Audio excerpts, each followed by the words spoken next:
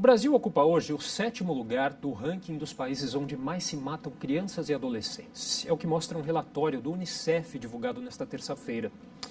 E no começo do mês passado, um outro levantamento, também divulgado pelo Unicef, mostrou que os assassinatos de adolescentes seguem crescendo no Brasil e atingindo mais os meninos negros e moradores da periferia. Bom, e para falar sobre esse assunto, eu recebo agora a socióloga e pesquisadora do Núcleo de Estudos da Violência da Universidade de São Paulo, a Giane Silvestre. Olá, Giane, tudo bem? Obrigado pela presença. Obrigada, eu que agradeço. Para começar, então, explica um pouquinho para a gente que tipo de trabalho que é realizado aí pelo Núcleo de Estudos da Violência da Universidade de São Paulo. Bom, o Núcleo de Estudos da Violência, o NEV, ele já existe há 30 anos, né? Inclusive esse ano a gente está comemorando 30 anos de existência do NEV.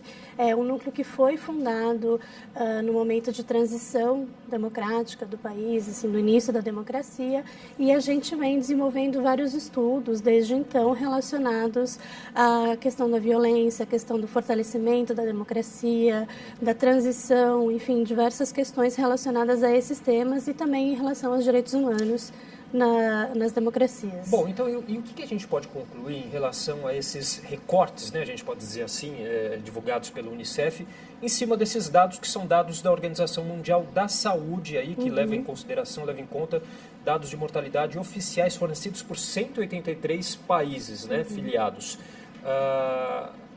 Qual a reflexão que se faz em cima desses dois recortes divulgados recentemente? Bom, Felipe, são várias reflexões que a gente pode fazer, mas acho que o mais preocupante é olhar para esses números e pensar que a gente não está sendo capaz, né, de criar políticas e programas de prevenção à violência nesses países, seja nos países, como o estudo mostra, países que estão em conflito, que têm essa questão grave, né, esse contexto político grave, mas também nos países considerados democráticos como o nosso. Até né? porque a gente, segundo esse levantamento, a gente ocupa aí uma posição à frente do Afeganistão, né, que é um país que vive muitos conflitos. Exato, a gente tem um índice altíssimo de homicídios na adolescência, né? E esse é um dado preocupante porque a gente está, na verdade, deixando de preservar toda uma geração, né? Então a gente, além de não proteger essa geração, que é a geração mais vulnerável, né? Essa faixa etária mais vulnerável, que são as crianças e os adolescentes, a gente não está fazendo políticas de investimento na prevenção e não está pensando no futuro, né? Não está pensando nas novas gerações. Isso é extremamente preocupante. Agora, Giane, que tipos de violência que levam à morte de crianças e adolescentes, especificamente aqui no Brasil? São várias causas que acabam culminando na morte, mas a gente tem que pensar na condição de vulnerabilidade dessas crianças, né? Então, quando a gente tem situações em que falta equipamentos públicos ligados à educação, equipamentos públicos ligados à cultura, enfim, onde essas crianças possam estar, onde essas crianças possam ter acesso, enfim, à educação, cultura, outros tipos de políticas sociais, e, inclusive escolas, creches, essas crianças se tornam mais vulneráveis, né? E aí essas crianças estão vulneráveis à violência urbana, essas crianças estão vulneráveis à violência que advém de outras esferas da criminalidade. Então, na verdade, a gente não está criando um ambiente de proteção para essas crianças, de prevenção da violência, né?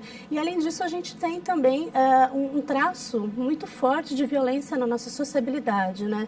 No Brasil, a gente tem um histórico, nossa história é muito violenta, né? Desde a colonização até hoje, a violência é um traço constitutivo da nossa sociedade, né? Então, a gente tem muitas famílias que têm uma relação violenta com as crianças, enfim, isso também precisa ser repensado. Essa cultura de violência que a gente tem precisa ser repensada, especialmente na educação das crianças. E essa violência, ela ainda é mais evidente na região Nordeste, é isso?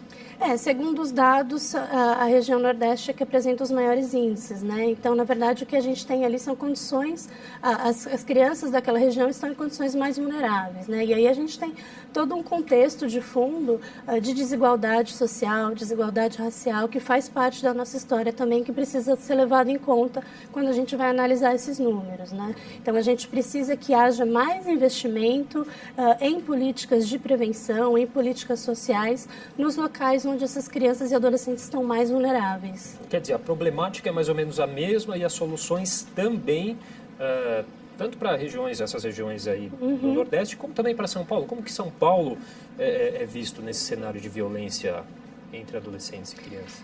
Segundo os dados que o Unicef apresentou, São Paulo tem um dos menores índices de homicídio de adolescentes, né?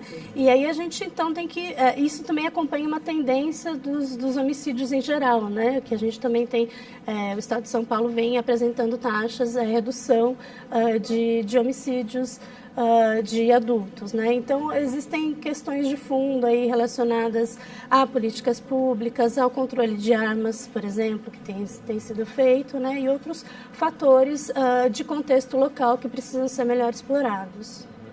Então, dá para a gente traçar um perfil desses adolescentes vítimas dessa violência? Quer dizer, são, acredito, moradores da região Nordeste, negros, moradores de regiões periféricas?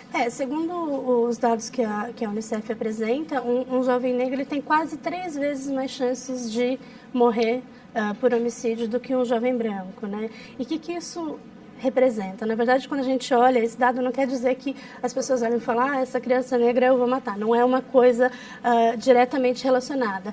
Isso, na verdade, é o produto de uma sociedade racialmente desigual que a gente tem no Brasil, né? A gente tem um contexto de desigualdade racial desde a escravidão que a gente não conseguiu superar. Por que a gente não conseguiu superar? Porque a gente nunca olhou, ou tem olhado mais recentemente para a questão racial como uma questão que tem que ser feita uma política especial, uma política afirmativa em vários setores, né? A gente tem a questão racial, os jovens negros, eles estão em condições de vulnerabilidade maiores do que os brancos, né?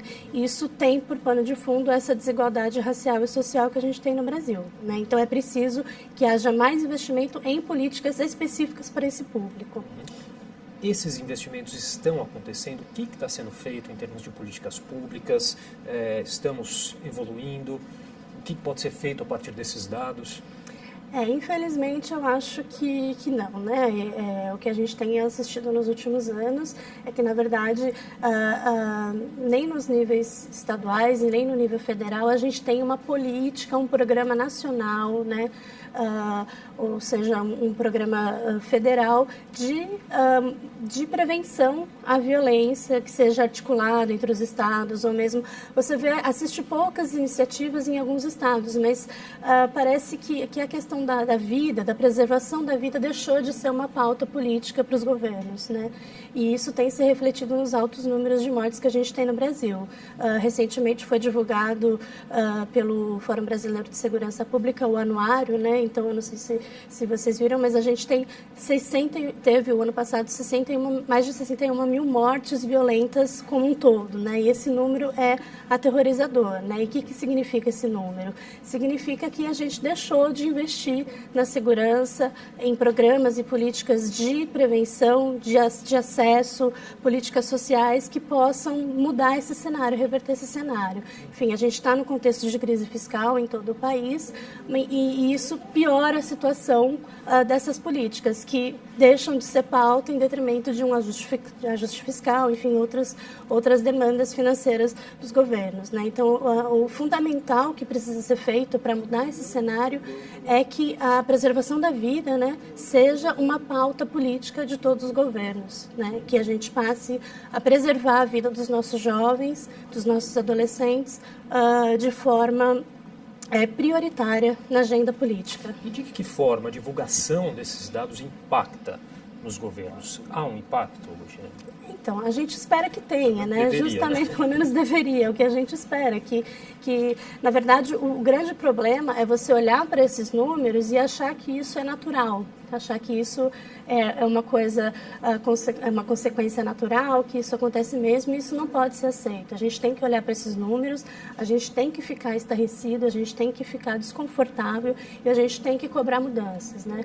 As eleições estão próximas, né? O ano que vem, então é preciso que os eleitores cobrem isso, né? De seus candidatos, que vejam como que os candidatos estão fazendo propostas de melhoria de segurança e não com com soluções falaciosas, que, enfim, parecem imediatistas, que não apresentam uma questão de prevenção não de mudam fundo. a situação né? de fato, né, Giane? Exato. Queria agradecer, então, a sua participação aqui com a gente. Eu Viu? que agradeço, Felipe.